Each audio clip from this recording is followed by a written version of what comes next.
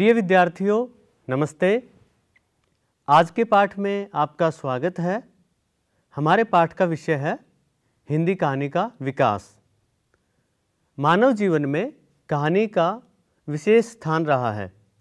एक पीढ़ी दूसरी पीढ़ी तक कहानी के माध्यम से अपने अनुभव, मूल्य और संवेदनाएं प्रेषित करती रही है। बच्चों के लिए मनोरंजन और चरित्र निर्माण हेतु कहानी का हमेशा से ही योगदान रहा है। कहानी ने लोक कथाओं, लोक गाथाओं, लोक इतिहास व जीवन से आवश्यक तत्व ग्रहण कर उन्हें समय के अनुरूप ढालने का कार्य किया है। कहानी गद्य साहित्य की एक प्रमुख विधा है। कथा, गल्प, आख्यान, बात, किस्सा आदि शब्द भी कहानी के पर्याय हैं। वेदों, सूक्तियों, उपनिषदों, पुराणों के माध्यम से हमें अनेक तरह की नीति व धर्म कथाओं में कहानी के पर्याप्त सूत्र प्राप्त होते हैं। मनुष्य के आदिम युग से लेकर उसके सभ्य सुसंस्कृत होने में कहानी की महत्वपूर्ण भूमिका रही है। हिंदी कहानी का स्वरूप निश्चित रूप से हमने अंग्रेजी से बांग्ला के द्वारा प्राप्त किया है। इस स्वरूप में हमें अनेक परिवर्तन देखने को मिलते हैं। हिंदी कहानी की विकास यात्रा के विभिन्न सोपानों को हम प्रस्तुत बिंदुओं के माध्यम से जान सकते हैं। हिंदी की आरंभिक कहानियाँ व पहली कहानी।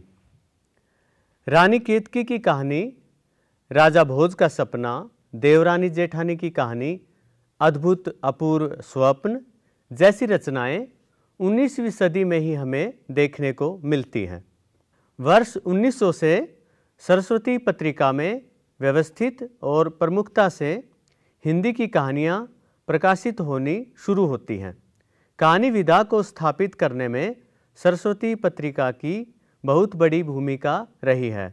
इसके अतिरिक्त छत्तीसगढ़ मित्र, इंदु, हिंदी गल्पमाला आदि पत्र पत्रिकाओं ने भी हिंदी कहानी को गति दी है। सरस्वती में ही किशोरीलाल गोस्वामी की चर्चित कहानी इंदुमती का प्रकाशन हुआ था। इसके साथ ही अनेक और कहानियाँ भी पत्र पत्रिकाओं में प्रकाशित हुई थी, जिन्हें हिंदी की आरंभिक कहानियाँ माना जाता है। अन्य आरंभिक कहानियों में माधवराव सप्रे की एक टोकरी भर मिट्टी, किशोरीलाल गोस्वामी की गुलबहार, भगवान दास मिर्जापुर की प्लेग की चुड़ैल, रामचंद्र शुक्ल की 11 वर्ष का समय, गिरिजादत्त वाजपेयी की पंडित और पंडितानी, राजेंद्र बाला घोष की दुलाई वाली, राधिका रमण प्रसाद सिंह की कानों में कंगना, चंद्रधर शर्मा गुलेरी की उसने कहा था आदि मुख्य हैं। हिंदी में पहली कहानी किसे माने का विवाद बहुत रहा है। पहली कहानी मानने के पीछे विद्वानों के अपने अपने तर्क रहे हैं। कोई प्रकाशन की दृष्टि से किसी कहानी को पहली मानने के पक्ष में है, तो कोई किसी कहानी को किसी और रचना की छाया मानते हुए अस्वीकार कर देता है। उदाहरण के तौर पर रानी केतकी की कहानी, राजा भोज का सपना, देवरानी जेठानी की कहानी या अद्भुत अपूर्व स्वप्न में विद्वान कहानी कला के तत्वों की कमी स्वीकारते हैं, तो वहीं किशोरीलाल गोस्वामी की कहानी इंदुमती को शिवदान सिंह चौहान शेक्सपियर की रचना टेम्पेस्ट का अनुवाद मानते हैं। आचार्य रामचंद्र शुक्ल भी इंदुमती को इस संदेह से देखते हैं कि कहीं यह किसी बांग्ला कहानी की छाया तो नहीं है। इस दृष्टि से देखा जाए तो छत्तीसगढ़ मित्र में प्रकाशित माधवराव सप्रे की एक टोकरी भर मिट्टी कहानी हिंदी की पहली मौलिक कहानी मानी जा सकती है। यह एक ऐसी कहानी है जो लोक में पूर्व से विद्यमान प्रसंग या घटना को न उठाकर जीवन के एक सत्य से पाठक को जोड़ती है। कहानी में एक अनाथ, विधवा, दुखियारी और गरीब बुढ़िया अपने जीवन के अस्तित्व के लिए बहुत जरूरी अपनी छिनी हुई झोंपड़ी को एक कठोर हृदय वाले जमींदार से उसका हृदय पिघलाकर वापस लेने में सफल रहती है। यह जीवन की कहानी है और दो वर्गों के बीच के भेद को पाटने की भी। आरंभिक दौर की हिंदी कहानी को आदर्श और संवेदना की गहराई तक पहुंचाने में इस कहानी का कोई दूसरा विकल्प हमें नजर नहीं आता। प्रेमचंद युगीन हिंदी कहानी। हिंदी कहानी में संवेदना का प्रमुखता से विस्तार हमें उस समय देखने को मिलता है जब उर्दू में पहल लिखने वाले धनपत राय हिंदी में प्रेमचंद नाम से लिखना शुरू करते हैं। प्रेमचंद हिंदी के एक ऐसे कहानीकार हैं जिन्होंने कहानी को आम समाज से जोड़ने का काम किया। शुरुआती कहानियों में प्रेमचंद के यहाँ आदर्शवाद का जो रूप हमें दिखाई देता है वह हिंदी की आरंभिक कहानियों में भी मौजूद मिलता है। आदर्शवाद की स्थापना आरंभिक कहानियों से ही हमें देखने को मिलती है। प्रेमचंद ने उसी आदर्शवाद के स्तर और क्षेत्र में वृद्धि की है। आदर्शवाद के संकेत माधवराव सप्रे की एक टोकरी भर मिट्टी कहानी में भी मौजूद हैं, जिसका विस्तार हमें प्रेमचंद की पंच परमेश्वर जैसी कहानी में मिलता है। प्रेमचंद के समय की कहानी की रचनाशीलता अनेक प्रकार से विविधता लिए हुए है। वातावरण, चरित्र, कथानक और कार्य प्रधान कहानियाँ इसी समय में हमें देखने को मिलती हैं। प्रेमचंद ने कहानी को सामान्य जनजीवन से जोड़ा है, जिनके पात्र विशिष्ट न होकर आम हैं। पात्रों का एक तरह से साधारण होना ही उन्हें विशिष्टता प्रदान करता है। प्रेमचंद ने अपने कहानी लेखन में कई तरह के आयाम स्थापित किए हैं। उनकी कहानियों के कई विकासात्मक चरण हमें देखने को मिलते हैं। प्रारंभ में प्रेमचंद जहाँ आदर्शवाद की नींव पर डटे रहते हैं, वहीं दूसरी कहानियों में वे जीवन के यथार्थ को पहचानते हुए उसे कहानी के शिल्प में ढालते हैं। संवेदनाओं के स्पर्श और मनोवैज्ञानिक सूक्ष्मताओं से जुड़ी उनकी बूढ़ी काकी और शतरंज के खिलाड़ी जैसी कहानियाँ इस संदर्भ में याद की जा सकती हैं।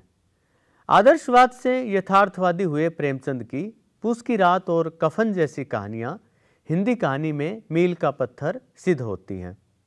इस दौर की कहानी हमारे समाज में फैली सामाजिक व पारंपरिक कुरीतियों को चिन्हित करने के साथ उनका समाधान करती दिखाई देती हैं। प्रेमचंद की ही परंपरा में विश्वंबरनाथ शर्मा कौशिक, सुदर्शन, ज्वालादत्त शर्मा, चतुरसेन शास्त्री, श्री राम वृक्ष बेनीपुरी, सियाराम शरण गुप्त आदि रचनाकार कहानी लेखन में सक्रिय भूमिका निभाते हैं। प्रेमचंद के दौर में पांडे बेचन शर्मा उग्र व जयशंकर प्रसाद जैसे कहानीकार हिंदी कहानी के लिए उपलब्धि की तरह आते हैं। प्रसाद की प्रसिद्धि कवि और नाटककार के रूप में अधिक रही है, लेकिन कहानियाँ भी उनकी उतने ही महत्व की हैं। आकाशदीप, गुंडा, पुरस्कार जैसी कहानियाँ भुलाए नहीं भूलती।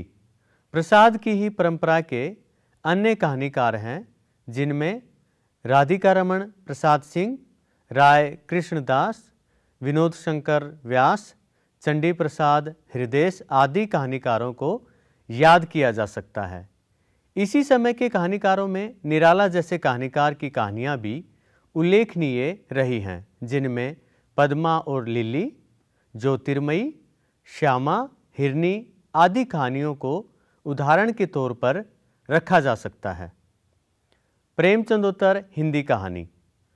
प्रेमचंदोत्तर युग में हिंदी कहानी अनेक दिशाओं में आगे बढ़ी। इस दौर में हिंदी कहानी की अनेक धाराएं और प्रवृत्तियां हम देख सकते हैं। एक ही समय में प्रगतिवादी और मनोविश्लेषणवादी रचनाकारों ने हिंदी कहानी को समृद्ध किया है। जहां प्रेमचंद व उनके समकालीनों ने समाज की विभिन्न घटनाओं, स्थितियों को विभिन्न दृष्टियों और कोणों से देखा है, प्रेमचंद के बाद के कहानीकारों ने समाज में संघर्ष कर रहे उस व्यक्ति को भी देखा जिसके भीतर कई तरह की दशाएं और बदलाव की भूमियाँ मौजूद रहती हैं। पल पल बदलते उसके व्यवहार की विभिन्न जटिल और दुरूह परतें समझने के लिए ऐसी कहानियाँ हमारी मदद करती दिखाई देती हैं। जैनेंद्र कुमार इस परंपरा की जिस तरह से शुरुआत करते हैं उसमें और भी कहानीकार अपना योगदान देते हैं। जैनेंद्र की कई कहानियां हैं जो पाठकों को प्रभावित करती हैं। पत्नी, जाह्नवी, खेल, मास्टर साहब, एक रात, पाजेब, नीलम देश की राजकन्या जिनमें मुख्य हैं। इसी परंपरा में कलावादी रुझान के रचनाकार अज्ञेय आते हैं। भाषा, रूप और कला के प्रति सचेत अज्ञेय की कई कहानियाँ अपनी संवेदनात्मक गहनता के कारण उल्लेखनीय रही हैं। रोज, पठार का धीरज, जयदोल और पुलिस की सिटी उनकी चर्चित कहानियाँ हैं। अज्ञेय अकेलेपन और मन की सूक्ष्मताओं को बारीकी से चित्रित करते हैं। घनीभूत संवेदनाओं को शब्द देने में वे सिद्धहस्त हैं। जैनेंद्र की तरह भगवती प्रसाद वाजपेयी और इलाचंद्र जोशी भी मनोविश्लेषणवादी रचनाकार हैं। भगवती प्रसाद की निंदिया लगी, सीढ़ियाँ, टिकुली, खाली बोतल, मिठाई वाली आदि मुख्य कहानियाँ हैं। इलाचंद्र जोशी की कहानियों में भी हमें दमित काम वासना, अहम और कुंठाओं का स्वाभाविक चित्रण देखने को मिलता है। रोगी, मिस्त्री, प्रेतात्मा और चौथे विवाह की पत्नी आदि कहानियाँ इस संदर्भ में याद की जा सकती हैं। हिंदी कहानी की खूबसूरती यही है कि उसने जीवन और समाज के विभिन्न मोर्चों पर अपनी सशक्त भूमिका निभाई है। रचनाकारों ने समाज और व्यक्ति को अलग अलग दृष्टियों से देखा और उसे अपनी रचनाओं में अभिव्यक्त किया है। मध्यवर्गीय समाज के यथार्थ और विसंगतियों के साथ शोषितों की व्यथा, अभाव और संघर्ष को चित्रित करने के लिए जो रचनाकार आए, यशपाल उनमें एक महत्वपूर्ण नाम है। वे एक मार्क्सवादी रचनाकार थे जो फ्रायड से भी उतने ही प्रभावित थे। वर्ग संघर्ष और मनोविश्लेषण से जुड़ी कहानियों के रचयिता यशपाल की तुमने क्यों कहा था कि मैं सुंदर हूँ, फूलों का कुर्ता और चित्र का शीर्षक पराया सुख आदि कहानियाँ अधिक उल्लेखनीय रही हैं।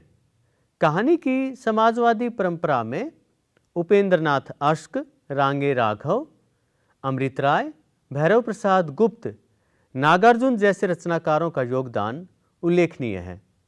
रांगे राघव की पंच परमेश्वर, गदल, प्रवासी, फूल का जीवन कहानियाँ चर्चित रही हैं। रांगे राघव गांव और उसके समाज को नए ढंग से देखते हैं। अमृत राय प्रेमचंद के सुपुत्र हैं। कहानी लेखन में उनके योगदान को भी नहीं बुलाया जा सकता।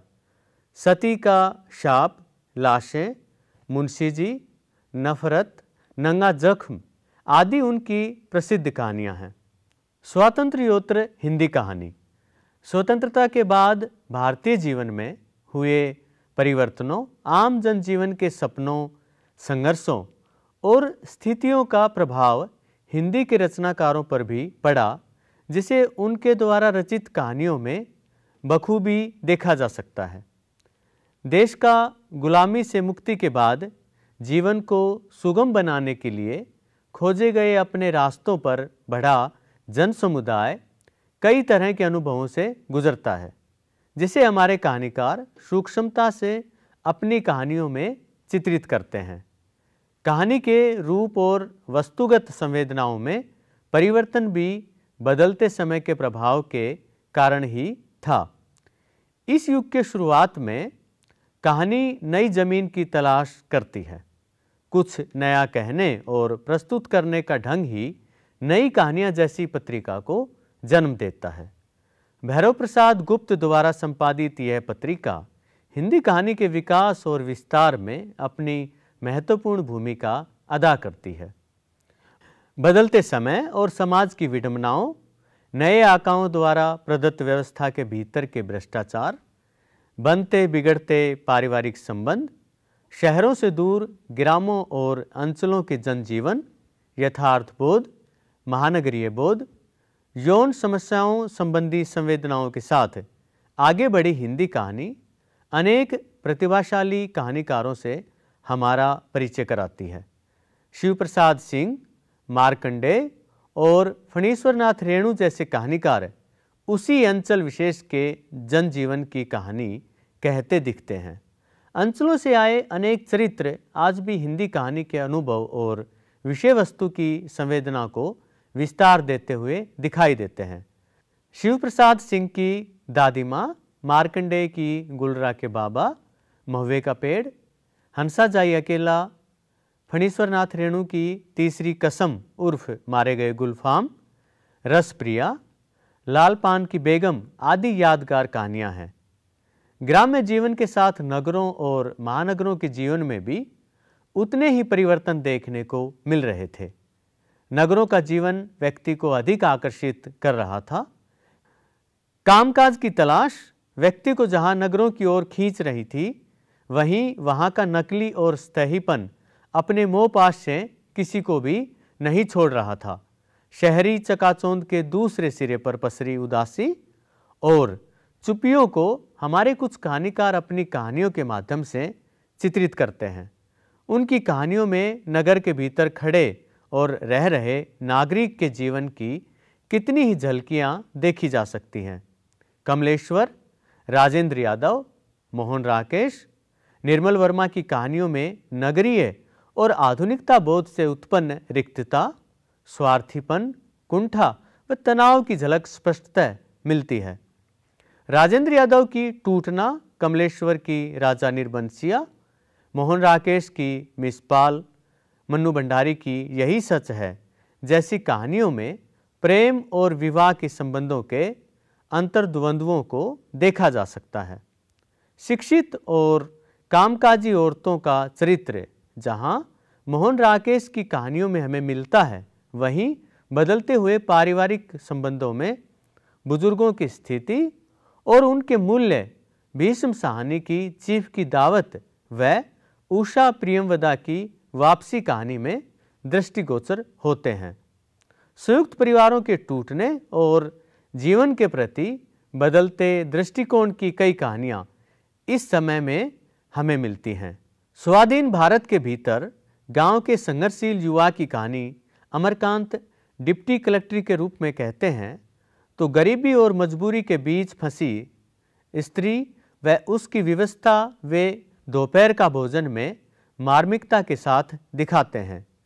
जिजीविषा और लुप्त होती मानवीय संवेदनाओं की कहानी, जिंदगी और जोंक का रजुआ जैसा चरित्र मानो प्रेमचंद की कफन कहानी के पात्रों को विस्तार देती मालूम होती है। कफन के घीसू और माधव पर आलसपन और कामचोरी के आरोप लगे थे। रजवा तो लेकिन उतना ही ईमानदार और मेहनती है। बावजूद इसके उसकी खराब हालत का जिम्मेदार कौन है? यह शहरी जीवन की समझदार और स्वार्थ की दुनिया में पहुंचे एक आम आदमी की दुर्गति की कहानी है। हिंदी के विभिन्न कहानी आंदोलन। स्वतंत्रता के पश्चात भारतीय समाज के बदलते स्वरूप और नई उम्मीदों व चेतना के कारण कहानी भी अपने पारंपरिक प्रतिमानों से मुक्ति चाहने लगी थी। परिणाम स्वरूप 1954 ईस्वी में पुनः शुरू हुई कहानी पत्रिका से नई कहानी का प्रवर्तन हुआ।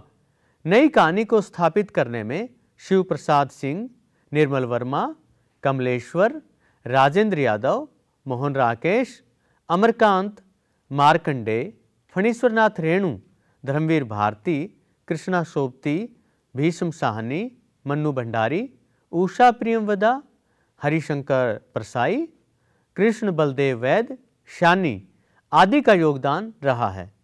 इन कहानियों के माध्यम से कहानीकारों ने आज़ादी के बाद के परिवेश व अनुभव के यथार्थ को अभिव्यक्त देने का काम किया। कहानी की तरह नई कहानी के स्वरूप और संवेदना से भी मोहभंग हुआ और कविता की तर्ज पर हिंदी कहानी में भी एक कहानी आंदोलन की शुरुआत हुई।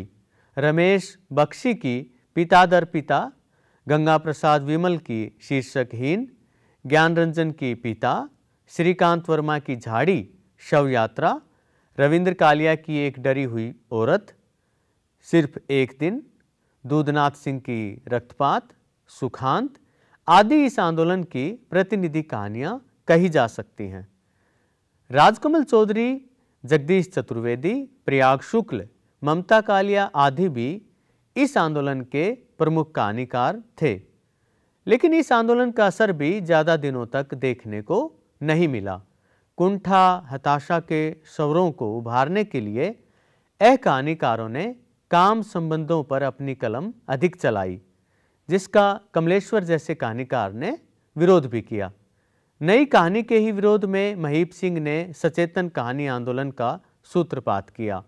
उन्होंने सक्रिय भावबोध के लिए सचेतन कहानी को आवश्यक बताया। इस आंदोलन में महीप सिंह के अतिरिक्त योगेश गुप्त, मनहर चौहान, वेद राही, रामकुमार भरमर, सुरेंद्र अरोड़ा आदि कहानीकार जुड़े हुए थे। नई कहानी के बाद कोई भी आंदोलन अधिक समय तक नहीं चल पाया और न ही सभी आंदोलन लंबे समय तक अपने उसी रूप में अंत तक रहे। अमृत राय के सहज कहानी आंदोलन का भी वही हश्र हुआ। 1972 में कमलेश्वर ने सारिका पत्रिका के माध्यम से समांतर कहानी आंदोलन का सूत्रपात किया। कामता नाथ, गोविंद मिश्र, शेरा यात्री, जितेंद्र भाटिया, मधुकर सिंह, हिमांशु जोशी, मिथिलेश्वर, स्वदेश दीपक, सुधा अरोड़ा आदि ने समांतर कहानी आंदोलन को मजबूती प्रदान की। लेकिन 1979 ईस्वी में राकेश वत्स ने मंच पत्रिका के माध्यम से सक्रिय कहानी आंदोलन की शुरुआत की। इस आंदोलन में रमेश बत्रा, चित्रा मुदगल और धीरेन्द्र अस्थाना के नाम सामने आते हैं। जनवादी कहानी आंदोलन भी कहानी आंदोलनों में एक रहा है।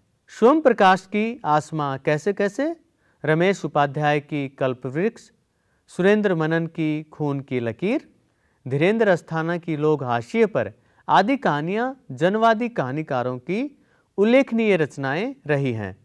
हिंदी कहानी समय के साथ अपने कथ्य और शिल्प के साथ आगे बढ़ती रही।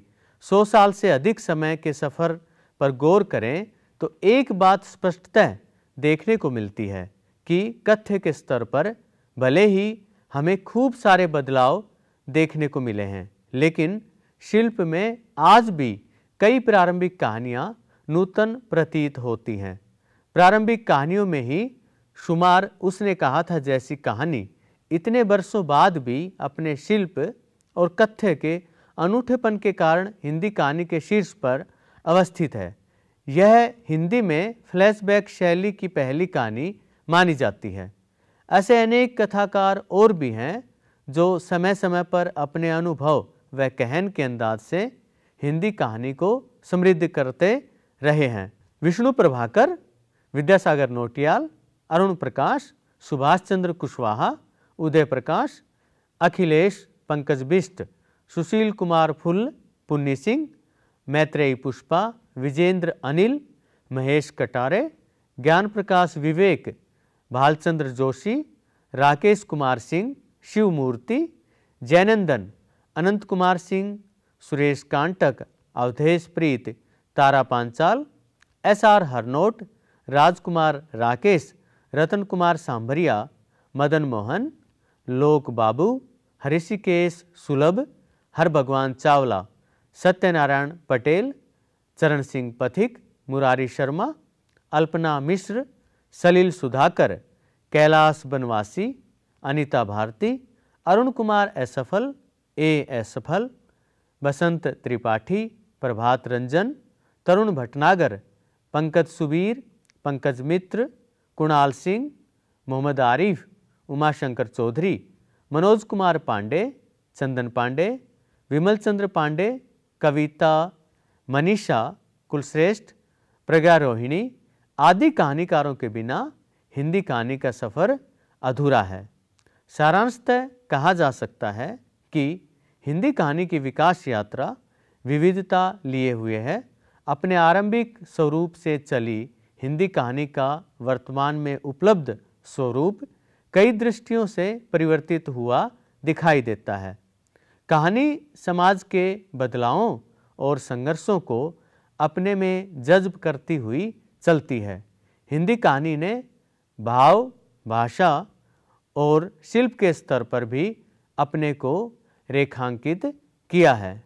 प्रिय विद्यार्थियों, आज के पाठ में हमने हिंदी कहानी का विकास विषय के बारे में जानकारी प्राप्त की। अगले पाठ के लिए हम शीघ्र ही मिलते हैं। तब तक के लिए धन्यवाद।